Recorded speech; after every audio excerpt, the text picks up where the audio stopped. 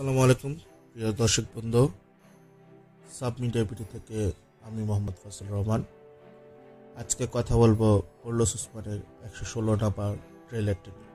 ইতিমধ্যে আমরা দেখতে পেরেছি যে ফ্রিগ ও ওলফের মধ্যে একটি সন্দেহ বিভেদ চলছে, যা ইসমিহান সুলতান ইতিমধ্যে তাদের মধ্যে সন্দেহ ঢুকিয়ে দিয়েছে।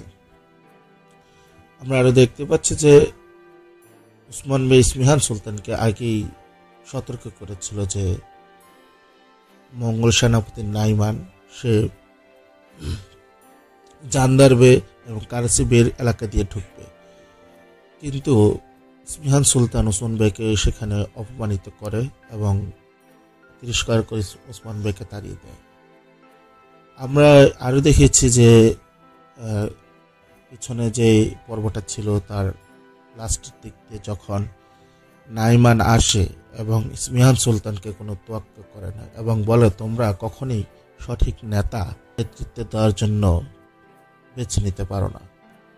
আমরা দেখতে পাই যে ওসমান ভাই আগেই বলেছিল যে মঙ্গলদের গুপ্তচর ইসমিহান সুলতানের সৈন্যদের মধ্যে আছে, কিন্তু ইসমিহান সুলতান তা বিশ্বাস করেনি, যার ফলে আমরা দেখতে পেরেছি যে নাইমান যখন এসেছে তখন প্রায় অনেক সংখ্যক সৈন্যই নাইমানের বর্ষতা স্বীকার করে এবং তারা ছিল নাইমানের চৌকস গুপ্তচর, যে আগে থেকে ইসমিহান সুলতানের যত পরিকল্পনা আছে সব তারা নাইমানের কাছে পৌঁছে দিয়েছে।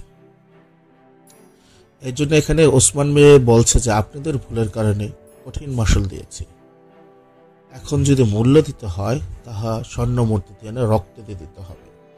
আমরা আর জায়গায় দেখেছি যে ইতিমধ্যে তুর্গুদ বে ও উলুফের মধ্যে একটি যুদ্ধ শুরু হয়ে গেছে, যা আমরা পিছনের এপিসোডে দেখেছি।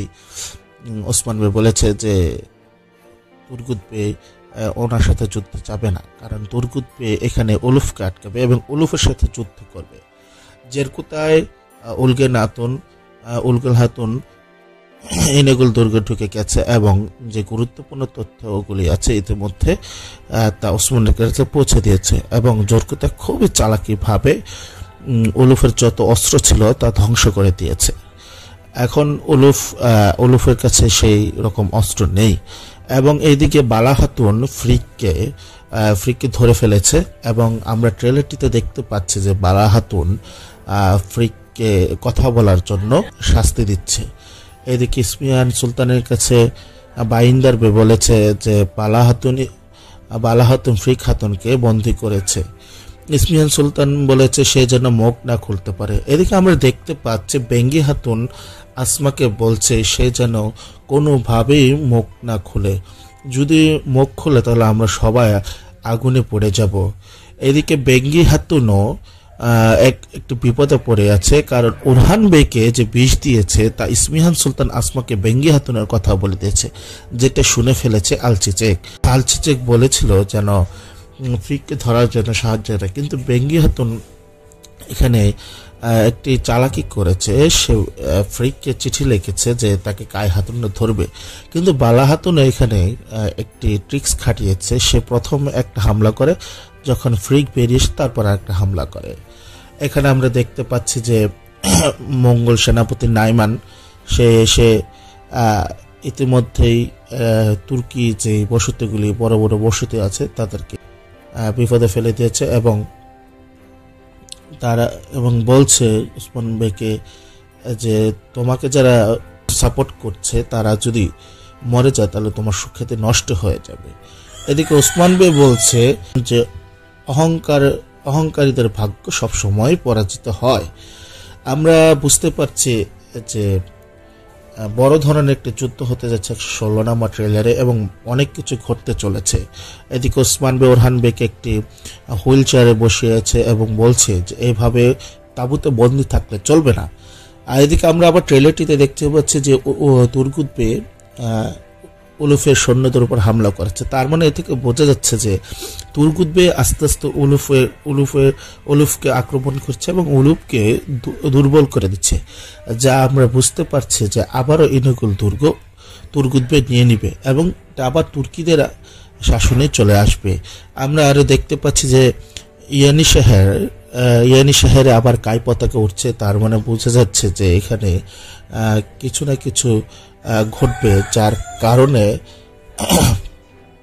যার কারণে আবার এনিশার চলে আসবে। হয়তোবা ছোটখাটো কোন একটা যুদ্ধ হবে, যে যুদ্ধের কারণে এনিশার চলে আসবে।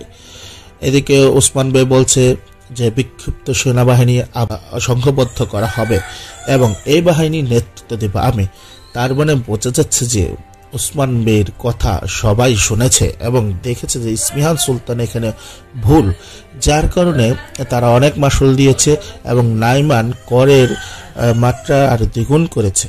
তার মানে আমরা বুঝতে পারছি এখন সব বড় বড় গোষ্ঠীগুলো ওসমান বেকে মানবে এবং এখানে দেখা যাচ্ছে যে ইসমিহান সুলতান একের পর এক পরিকল্পনা করেই যাচ্ছে ওসমান বের বিরুদ্ধে। আমরা আরো দেখতে পাচ্ছি যে আর যারা বে আছে তারা বুঝতে পেরেছে যে ওসমান বে হলো সবচেয়ে সেরা এবং ভালো বুদ্ধিমত্তা একজন বে, যার কারণে নাইমান তাকে সবচেয়ে বেশি গুরুত্ব দিচ্ছে। 116 নাম্বার ট্রেলারটিতে আমরা বিভিন্ন কিছু দেখতে পাচ্ছি। এর মানে বোঝা যাচ্ছে যে 116 নাম্বার পর্বতে অনেক কিছু রহস্যময় ঘটতে যাচ্ছে এবং অনেক কিছু উত্তেজনামূলক পূর্ব ঘটবে। আমরা আরো দেখতে পারবো যে 116 নাম্বার পর্বতে হয়তোবা মঙ্গলদের আরো কোনো বড় ধরনের চমক আমাদের জন্য অপেক্ষা করছে এবং ওসমান বে হয়তোবা এখানে আরো অনেক কিছুই পরিকল্পনা করে রেখেছে। পুরো এপিসোডটি দেখার জন্য আমাদের সাব মিডিয়া চ্যানেলের সাথে সবসময় থাকবেন, আমাদেরকে অনুবাদ করার জন্য আরো অনুপ্রেরণা দিবেন। এই বলে আজকের মতো শেষ করছি। আসসালামু আলাইকুম ওয়া রাহমাতুল্লাহি ওয়া বারাকাতুহু।